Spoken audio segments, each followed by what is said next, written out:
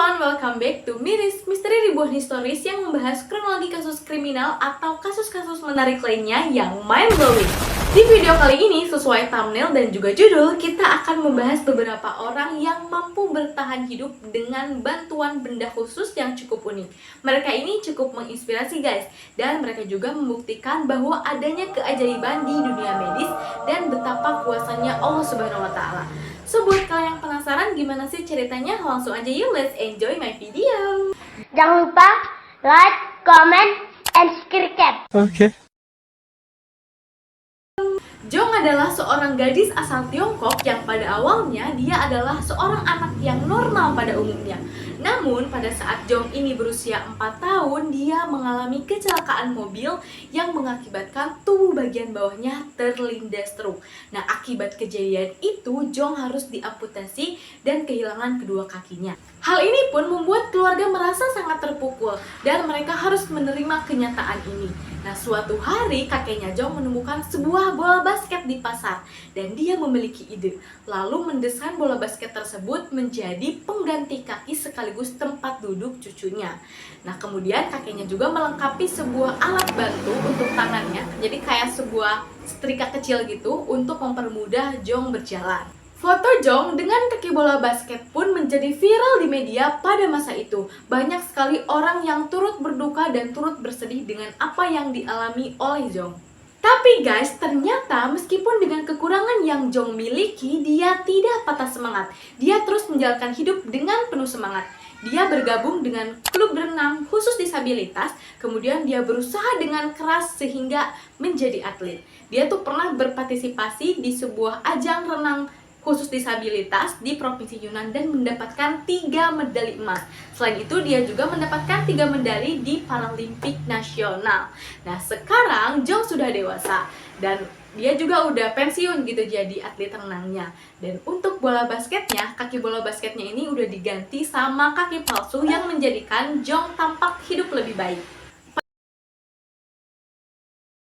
Pada tahun 1940 sampai 1950-an, Amerika Serikat sedang dihadapi dengan wabah polio yang sangat ekstrim, di mana wabah ini menyerang para bayi dan anak-anak.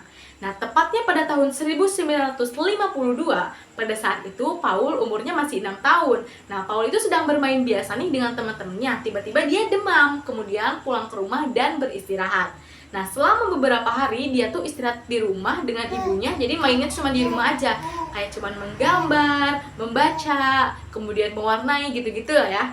Nah, tapi beberapa hari kemudian ternyata tubuh Paul ini nggak bisa digerakin guys. Jadi kayak tiba-tiba kaku gitu. Terus dia juga nggak bisa berbicara. Oleh karena itu, ibunya pun kayak deg-degan gitu ya, kenapa anak aku gitu. Nah, kemudian dia pun membawa ke dokter dan setelah diperiksa ternyata Paul ini positif polio. Penyakit polio ini cukup berbahaya guys. Ternyata virus polio ini mampu membuat seseorang yang terkenanya mengalami kelumpuhan bahkan kematian. Begitupun dengan Paul. Bahkan Paul ini tidak mampu bernapas secara mandiri guys. Jadi pada saat dia bangun dari rumah sakit, dia tuh udah terperangkap di sebuah tabung silinder paru-paru besi. Jadi simpelnya tabung ini tuh akan memompa paru-paru kita secara manual. Nah, kan kalau misalnya kita orang normal, orang sehat, makan paru-parunya dipompa secara mandiri gitu ya dari dalam tubuh kita. Nah, kalau Paul berhubung dia punya penyakit polio sehingga tidak bisa bernapas secara mandiri, dibutuhkannya tabung tersebut sehingga dia tuh hidup terus-menerus di dalam tabung tersebut. 10 tahun kemudian ada alat yang lebih canggih namanya ventilator. Ini dikhususkan untuk orang-orang yang emang mengidap penyakit polio atau sejenisnya. Nah, tapi Paul ini nggak milih buat pindah ke ventilator karena dia sudah merasa nyaman hidup di dalam silinder paru-paru besi tersebut. Meskipun hidup dalam silinder paru-paru besi, ternyata Paul tetap semangat guys. Dia tetap bersekolah ditemani dengan tutor yang berada di sisinya. Di umur dia yang 21 tahun, dia lulus sekolah menengah atas. Kemudian, dia juga mendapatkan gelar sarjana dari University of Texas pada tahun 1978. Dan di tahun 1984, dia juga mendapatkan gelar sarjana hukum. Dan untuk beberapa dekade, dia berhasil menjadi seorang pengacara. Bayangin aja guys, hidup dalam sebuah tabung, tapi tetap bersekolah, kuliah, bahkan bekerja sebagai pengacara. Hebat banget kan Paul ini? Good job. Pada hari Senin, tanggal 11 Maret 2024, Paul meninggal dunia.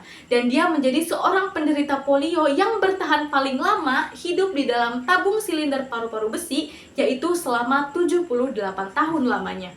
So guys, itu dia cerita tentang orang-orang yang mampu bertahan hidup dengan bantuan benda khusus yang cukup memotivasi. Karena dengan kekurangan dan keterbatasan yang mereka miliki, mereka tetap semangat dan menjalani hidup dengan baik. So guys, segitu dulu video kali ini. Maaf banget kalau misalnya ada salah-salah kata. Kalau kalian punya fakta-fakta menarik lainnya tentang Jong atau Paul ini, boleh banget komen di bawah ya. Atau misalnya aku harus bahas apa di next konten, boleh juga komen di bawah. Oke, thank you banget buat kalian yang udah nonton. Jangan lupa like, comment, dan subscribe. Habis itu share ke seluruh media sosial yang kalian punya. Oke, see you on the next video. Assalamualaikum warahmatullahi wabarakatuh. Bye-bye.